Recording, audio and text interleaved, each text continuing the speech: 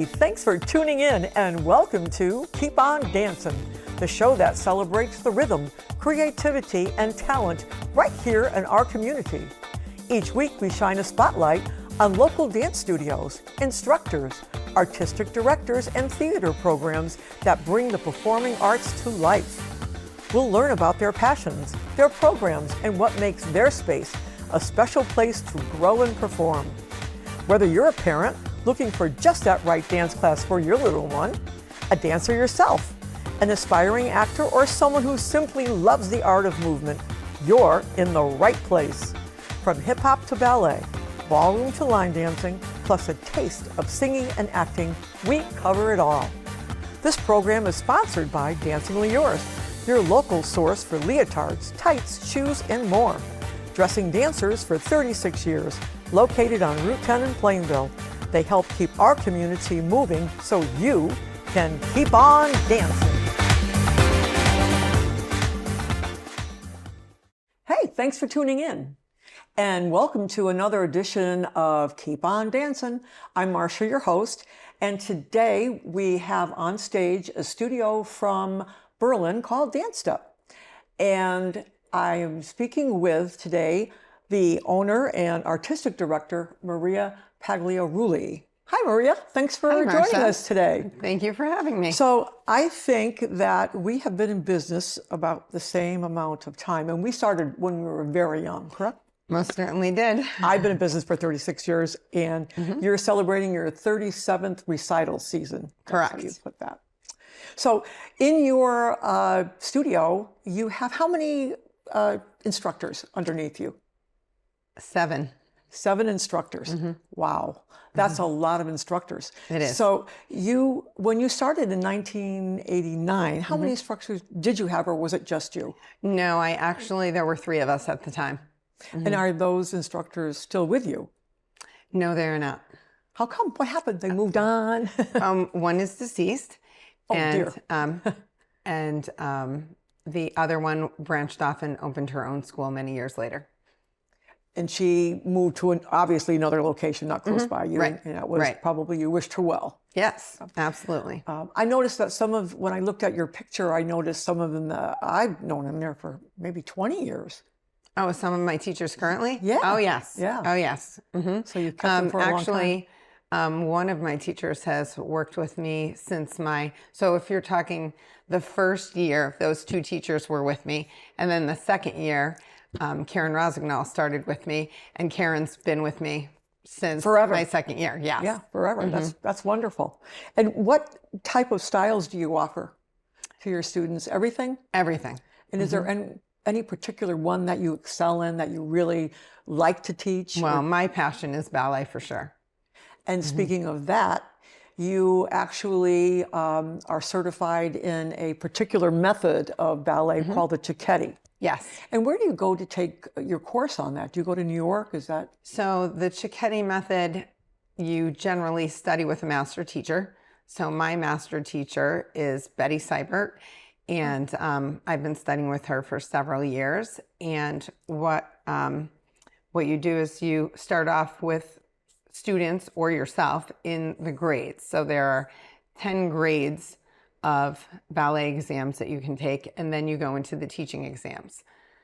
How about your instructors? Are they also versed in this some as well? Some of them are the ones that teach ballet. Some of them are, and some of them are not, because it's nice to have a different kind of a Vaganova teacher and a Cicchetti teacher, so that if you have students that move on and go on to professional careers, they're versed in multiple disciplines of ballet. Oh, so when you're teaching a ballet method, you have several that you teach in your studio? No, we just teach the Cicchetti method. Just the Cicchetti, okay. But on occasion, I'll say to one of my teachers, okay, tonight, go ahead, teach Vaganova, or next week, I want you to introduce a couple of things from that. American Ballet or something else? I mean, American Ballet kind of takes little pieces from of everything, each one. Right, yeah. Right. So, but generally speaking, we are teaching Cicchetti all the time to everyone.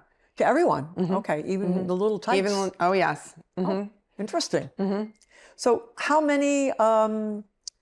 well, I don't know, how many students do you have in your studio that are very, very young? Do you have a handful of 18 months old? Is that where you start your teaching? Yeah, well, many years ago, I had a couple of parents ask me if I would teach little ones. And I said, sure, that'd be great. I'd love to have, your toddlers. So we brought them in and we did Mommy and Me class. And some years we have 6 kids in each class, 8 kids in each class.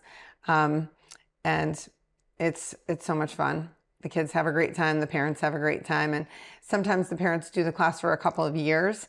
And then depending on how old their child is when they begin, and they're sponges at that age. Of course. And so then they move on to They just want to keep moving. Yeah. They And just so want to keep on dancing. that's it. So then they go to their hour class. And when they're 3 years old, and that's when they learn that they're taking class without mom or dad. Yeah. Because our parent classes, we do either one, mom, dad, sometimes nannies. How many students do you allow in a class at one time? Do you have a cap? Yeah, we do. We generally cap around 12. 12 students. So when you do that, do you have 2 instructors, or do you have a student that helps the instructor? We have the instructor and then a student assistant.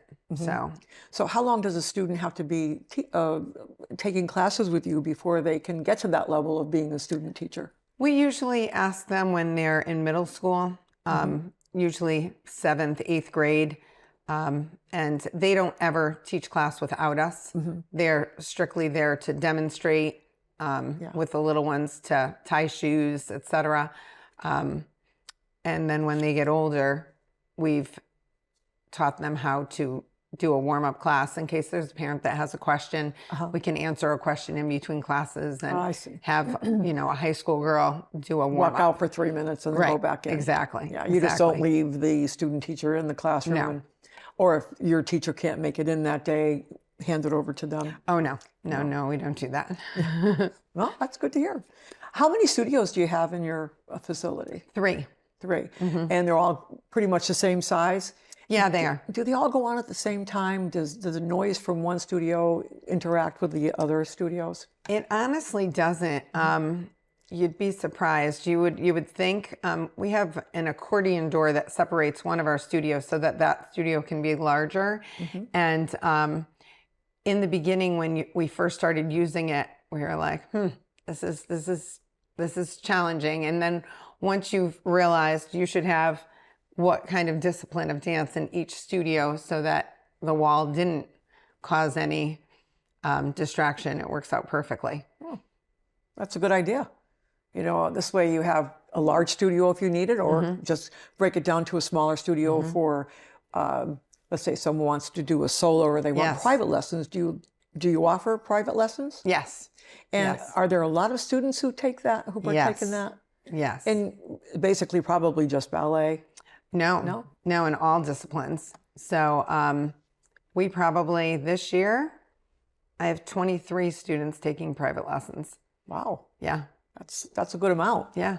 Now, have you ever had any students progress to be professionals or go into New York and be in shows and things like that? Actually, yes. I had a student. Her name is Emily Perzan.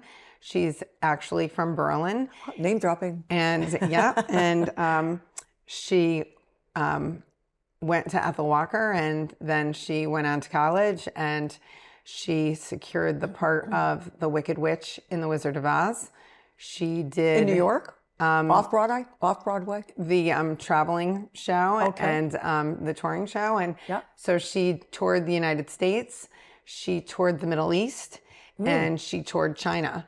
Wow. And now she currently lives in London and is performing there. What a wonderful opportunity you gave her.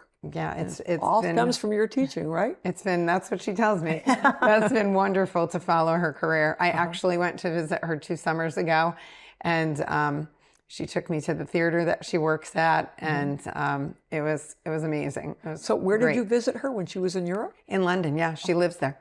And that's where she is now. So yeah, performing there, and actually she's produced a couple of shows. Wow, very interesting. Yeah. So where would these shows be? Are they plays, or are they basically just dance shows, or what kind of shows is she producing? Can we see them around here? Are they? So not around here because they were, off Broadway. Right. Shows. They were basically, in London, they do things differently. So you can have a show that is only going to run 8 weeks. And so that's what she did last year. She did 2 of them. Wonderful. Yeah. When she comes back to the States, does she come to see you? Oh, absolutely. And do you ask her to maybe do a little master class, or, hey, how about some autograph signing? Absolutely. So when she did The Wizard of Oz at the Bushnell, and she also did it at the theater in New London, its name escapes me at the moment.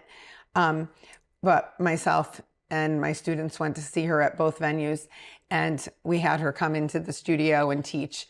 And she just loves it, and the kids love it. I bet you the kids love it because they get to learn parts of a show that they just saw. Yeah, and it's neat for them to know that she was my student. It's really wonderful that you offer something like that to your existing students, to come in and see someone who's really made it. So it kind of inspires them. Absolutely. And I guess it maybe sometimes makes them work a little bit harder, so they have higher aspirations. That's wonderful. So now you have a recital at the end of the year. Do you do more than one performance during the year, or do you just do your year end? We only do our year end performance. It's in June. We hold it at Berlin High School, which is nice because it's local for the parents. Because parents are busy these days. It's not like when we first opened our businesses and children did 1 activity or 2. Now they do 3 or 4. So we have our show there, and it's nice to stay in the community. For sure. And so you did mention that now you're teaching in a local preschool facility? It's a nursery school in Berlin. Yeah, it's in Kensington, and it's Babies to Buddies. And Babies to Buddies. Yeah, it's so cute. How old are they? The children that I'm working with are 3 and 4 years old. Okay. So I actually go there and teach class there, and that way their parents, they'll participate in my dance recital. Their parents don't have an extracurricular activity to do when they get out of work instead of... So did you say you allowed them to be in the recital? They can be part of it? Yeah, yeah. So I'm going there. I teach class there. And when we have parents' observation, like I do at the studio, the parents are going to come in and watch class. And then after that, they'll be part of our show. How long is is it an hour instruction during the day? It's a whole hour. And there's little boys in there as well. So so a parent, usually a father says, no, my son's not going to dance class. Now he'll have the opportunity to partake in something that he might never be able to, or have the opportunity to do that. Right. Because of whatever anybody thinks, little boys shouldn't dance. But it's great when they do, because when you get older, all the young girls like the boys who can dance. That's for sure. Remember that. That's for sure. So that's wonderful. And so it's kind of like a dance step annex. And do you call it dance step? Anything different? Dance step?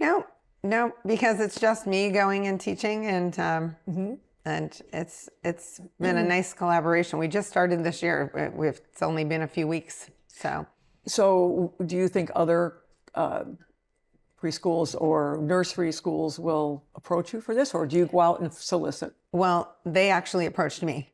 So they called and said, we've looked you up and we would like you to come to our school. I said, okay. Did they say they would give you a stipend, or how do you work that? So what we did, what we did to streamline everything is we set up our system the way that students register with us at the studio. They do the same exact thing. Oh, okay. That way the nursery school doesn't have any of that to deal with. Right. So well, they have to have costumes, obviously. Do they have to dress for when they take their classes? So at the nursery school, we're a little more laid back. At the dance studio, they have proper attire. At the nursery school, they're busy at nursery. Well, I'm calling it a nursery school. It is a nursery school / daycare. So daycare, the kids are playing 1 minute and the next minute I'm taking them into class. So they haven't been changing, but they do change their shoes. They have tap shoes, they have ballet slippers. And do you bring those with you? Or Nope. Do you make them go out? Yep, they go out and get them. And you tell them to go to Dancing Leaders, of course. I absolutely do. I absolutely do. Well, thank you so much, Maria. You're welcome. I remember at one time you were interested in purchasing Dancing Leaders. Yes, yes, that was many years ago. Well, you know, that's still an offer on the table. Okay, good to know. You never know, right? That's it. Okay, well, that's enough jocularity. We won't get into that right now. So how old were you when you first started to dance? I was 6. My uncle was dating a dance teacher. Her name was Nancy Naples. She owned Miss Nancy's School of Dance on Pleasant Street in New Britain. I remember that name coming up. Yeah. And Miss Nancy's, yeah. and my uncle said, "This is my girlfriend. Would you like to take a dance class?" And I said, "Yes." And of course. I didn't know what dance was, but sure. If my uncle thinks it's a good idea, it must be a good idea. And I started dancing with her until she closed her school. And then I continued dancing through high school and then went on to the Hartford Conservatory and to the Hartford Ballet. And then started studying as an adult with Jacqueline Anderson. She was located in Bristol. Right. She now lives in Canada. And then went on to study with Betty Seibert, who were both Cicchetti mentors of mine. So all of your history, your dance history, did you have an idea that you wanted to open up a dance studio, or was it going to be something that was just going to be a pastime and a passion of yours? What made you decide to open a dance studio? Working with my aunt so closely. Did she have a studio? She did. So that was she ended up marrying my uncle. Oh, okay. Now it all comes together. Yes, now it all comes together. So she married my uncle, and I spent a great deal of time there. And I said, I'm going to open a dance studio just like my aunt. And I did. And then I actually studied tap, as you know, with Claire O'Donnell, your very dear friend. And Odeon Tap. Yeah, she had that. Yeah, that company Tap and ensemble. Yeah, and I studied privately with her for I think it was about 6 years, and it was a great experience. And you know, you as a teacher, I feel you have to continually learn, and so you still take master classes here and there for everything, and then you also offer master classes around. Yes. Do you go to different dance studios, or where do you offer the master classes? So I personally offer master classes at my studio. I have different teachers come in from the city or people I've met along the way through different dance organizations. Being the national president of NADA, Yeah, so let's go into NADA just slightly. Yep. It's the NAD. NADAA, so National Association of Dance and Affiliated Arts. So that's an organization that deals just with dance studios, owners, or all instructors? So it's an organization that started back when Dance Masters started, okay? Dance, NADA was larger than Dance Masters back in its heyday.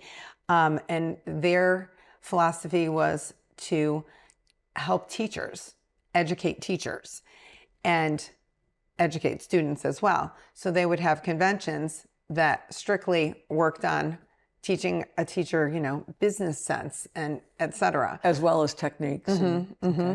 Yeah. And so through that organization, I've met a lot of teachers because we have conventions in various locations around the country 3 to 4 times a year. And at those, because of being national president, I've traveled to them, met the different teachers from the different areas, and have been able to have them come back to Connecticut and teach for me. And speaking of instructors teaching for you, where do you pull your instructors from? I mean, I know you've known them for a long time, but do you actually put them through, I don't know, do they have to audition to be your teacher? Or do you want to know what kind of, what their teaching style is? So generally speaking, most of my teachers either grew up with me and went to college for dance, or I met them through training that I was doing myself. And what I had them do to anyone that's new, like for example, I have a ballet teacher who's from Pennsylvania, and I was looking for an extra teacher, and she also teaches the little kids, and I had her come up. She came and taught 4 classes one day, and various levels and various ages, and after that I determined whether or not I was going to hire her. So, And she's still with you? she's still with me, and she's actually in a company here in Connecticut. So it's been nice to have her here. It's nice for the girls to go to performances of hers and Sure. see her. And Exactly. It's like, oh, that's my teacher, and I'm Right. going to, Right. give her accolades, or I'm going to go see her. Right. And then afterwards, I can go backstage, and oh yeah, so exciting, so exciting for the kids, especially the teenagers. yeah. So, how long do your students usually stay with you? Do you get a lot that drop out once they turn to the teenage years, only because probably school activities? But the students that stick with you are usually very enthralled with the dance, and they don't want to give it up. So, do you lose a lot of students? So I think you have a fluctuation come middle school. You have a slight fluctuation and a slight fluctuation when they enter high school. But those girls who really want to dance, they're going to be the students who are taking dance 5 or 6 days a week. And they're going to be on our competition team. They're going to do ballet exams, because with the Cicchetti method, we offer international ballet exams. And it's a nice marker so that the student, just like in school, knows, okay, I've passed grade 1. Okay, I've passed grade 2, and so forth. So those dancers, they just stick with it. And a lot of them go on and use dance as a minor in college. I've had several students do that. And it's helped them with their careers. For example, if you go to school for physical therapy and you've danced, you've learned a lot about the human body through the years. Oh yeah. And you've learned a lot about muscles and tendons and different things that you're obviously going to need for a physical therapy Sure. career. So those girls. Speaking about tendons in your body, point. How old do you start a student on point, or does that depend on how many years of ballet they've had before they go on point? So there's many factors for point. We actually have a point test that our students have to take. If they can't pass that test, then they can't go on point. It's a good idea to wait until they're a little bit older, because their feet, their bones in their toes are like the cartilage in your nose. So when you go on point too early, that's can be a detriment to the student's So you foot do the health. pre-point. You do pre-point, Just so they can which get used to the you buy our shoes. shoes at your store, because that shoe is hard like a point shoe, but you can't go all the way up, which is good for the kids because they're excited. They don't have that soft ballet slipper, but now And then you sound we like have a the horse. next step. Yeah, and they have that next shoe that they're like, okay, I'm almost there. So it helps strengthen their feet as well, and they have to take a certain amount of ballet classes a week to be able to do point. So how many, do you have any future plans for your studio? Are you going to expand at all, or No, are you going to stay right where you are? Because at hey, my why- age, I'm at the stage where we're holding it's not steady. broken, If it's don't not fix broken, it. don't fix it. We're always working to improve ourselves, but to expand or do anything like that at this stage of the game, no. No. How about parades and other community activities? Do you go out and do shows for convalescent homes, or? We do. So in the past, we've done many shows for different convalescent homes in the area, and we do the Memorial Day Parade every year. And we do the Berlin Christmas tree lighting. Oh, so there's a lot of activities that the students in your studio can partake in, and it's just not going to dance class. It's like it's a whole nother community. Yes. That yes. you offered them, and that's wonderful. Yeah, there's also the Berlin Upbeat Picnic that we perform at. We weren't able to perform it at last year, but generally speaking, we perform at that as well. What is that? Upbeat is an organization that works on the children sign a contract when they're in high school to not do drugs or drink alcohol. Oh.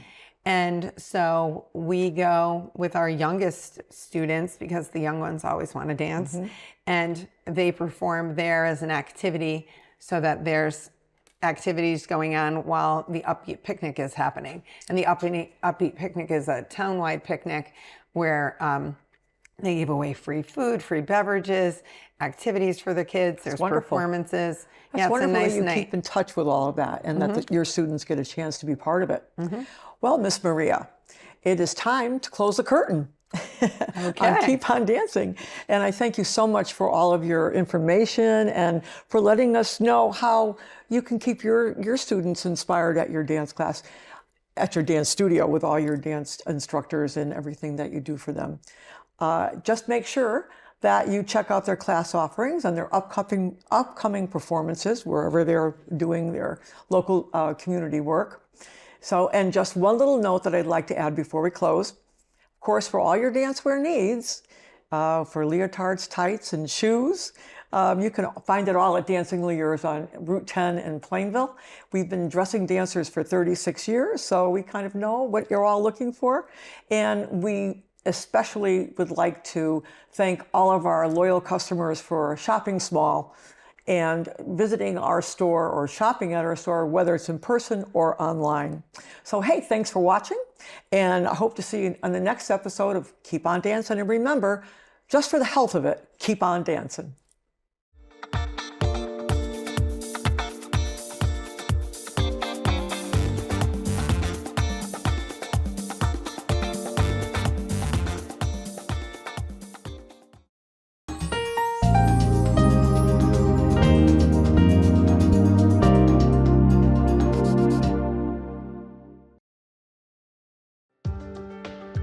Step into our store and discover a stunning array of dancewear.